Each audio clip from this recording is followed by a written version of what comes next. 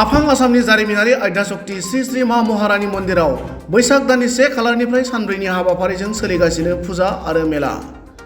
बङाइगाव जिल्ला सिंनि साहा सालमारा ओनसोलनि खगरपुराव थानाय आद्याशक्ति श्री श्री मा महारानी मन्दिरखौ ओनसोलनि गं 11 गामिनि बर', राभा, राजबंशी आरो गुबुन गुबुन हारिनि सुबुंफोरा थांनाय 100 बोसोरसो सिगांनिफ्राय बैसाग दाननि 1 खालाराव फुजा होनायखौ खालामबोदों।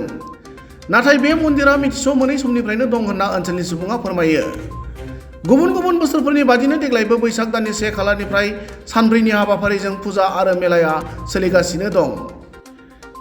मख'जाथाव बाथ्रादि बैसाग दाननि 1 खालार खालिनिफ्राय आद्याशक्ति श्री श्री मा महारानी मन्दिराव गोबां सिबियारिफोरा फुजा होफैगासिनो दं। बेबादिनो आद्याशक्ति श्री श्री मा महारानी मन्दिराव कमतापुर अट'नमास काउन्सिलनि मासिगिरि हितेश्वर बर्मनआ बोर लाफैनायजों लोगोसे खौरां बिजोंनि गेजेरजों आसामनि गोहोनि मन्दिरफोरनि गेजेरावनो गंसे गोहोनि मन्दिर महरै मिथिजानाय बे मन्दिराव फुजा खालामोब्ला साननाय हनायफोरा जाफुङो होनना फोथायनाय दङ होनना बुङो। लोगोसेनो कमतापुर अट'नमास काउन्सिलनिफ्राय बे मन्दिरनि जौगाखांनायनि थाखाय बोसोरफ्रोमबो अनसुंथाइ होनायनि बाथ्राखौ मख'नानै ओरैबायदि फोरमायो।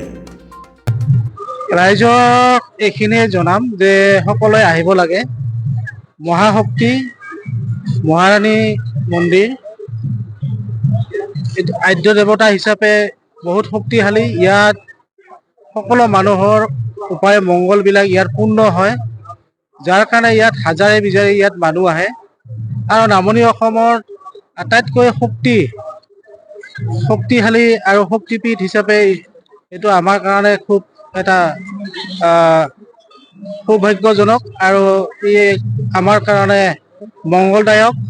আৰু ইয়াত পূজা কৰিলে ইয়াত সকলোৰে মংগল হয় আৰু আমি অসমবাসী তথা বিশ্ব দৰবাৰত এটা মংগল কামনা কৰিছোঁ।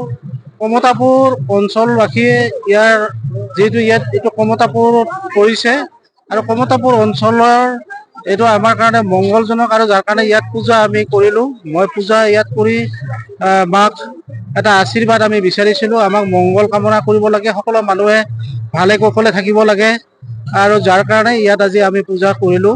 আৰু ইয়াত পূজা কৰিলে সকলোবিলাক ইয়াত যিমানখিনি শক্তি আমাৰ ইয়াত আছে, শক্তি মানে দেৱতাবিলাক যিমানখিনি আছে ইয়াত গোটেইখিনি আছে। আমাৰ মানে ইয়াত মহাদেৱ আছে, মা পাৰ্বতী আছে, কঠৰকালী আছে, পঞ্চদেৱতাও আছে।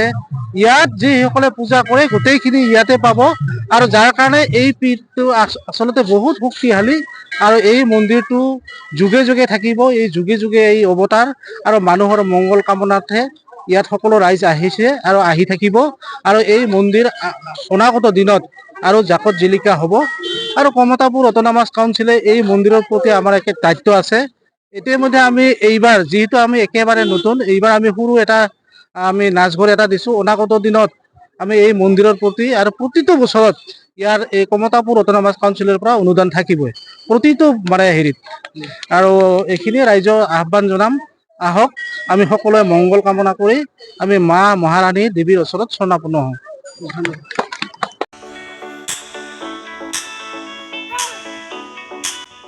गेलेनायखौ मोजां मोनग्रा एबा गावबा गावनि गथ'खौ पेन्सिल सिलाट मार्शल आर्ट्सनि गोख्रों गेलेगिरि खालामनो सानग्राफोरनि थाखाय मोजां खौरां।